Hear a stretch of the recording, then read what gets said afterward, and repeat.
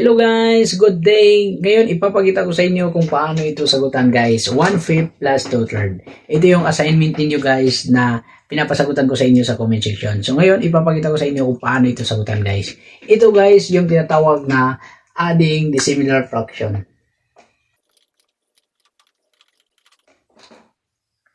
Okay, tinatawag siya nga dissimilar fraction guys sapagkat magkaiba sila ng denominator.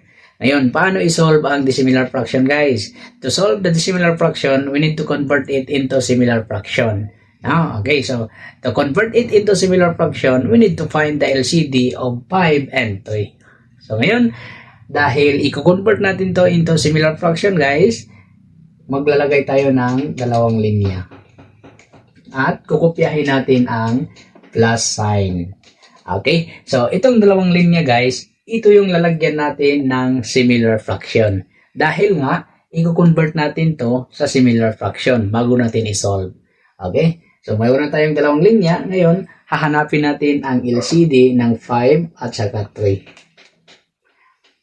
Para mahanap natin ang LCD ng 5 at saka 3, ililista muna natin ang mga multiples ng 5 at saka 3. Ang multiples ng 5 ay 5, 10, 15, 20, 25, 30, and so on.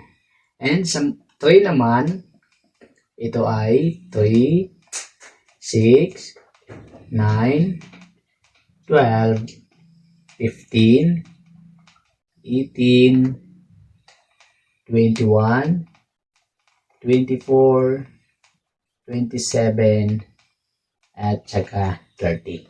Okay, so ngayon, nailista na natin ang multiples ng 5 at saka 3. Hahanapin naman natin ang kanilang common denominator.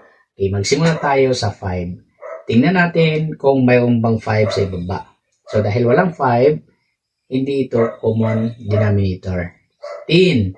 Walang 10 sa ibaba, hindi ito common denominator.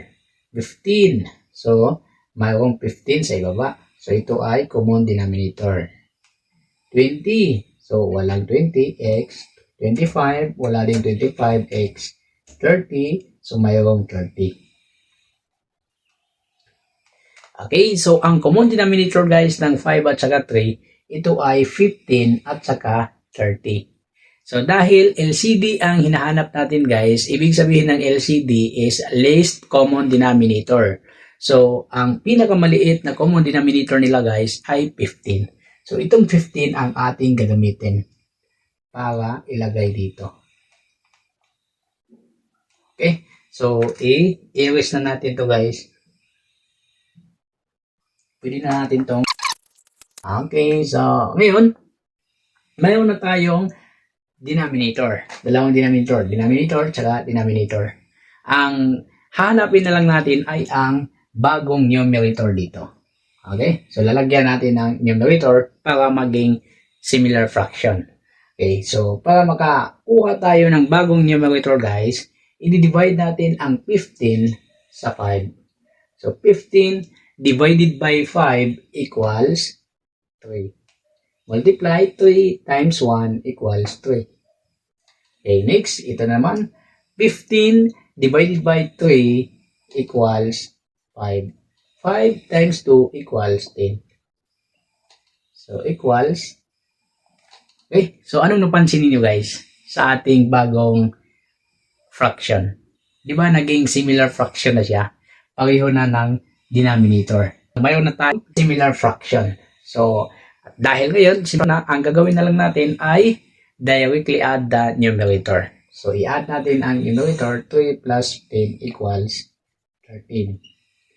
And, dahil similar fraction ito guys, ang gagawin natin, dahil pareho ang kanilang denominator, copy the denominator. Okay, kukopyahin natin ang 15.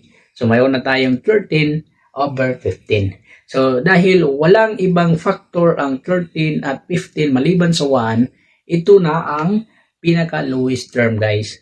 No? So, ang sagot natin ay 13 over 15.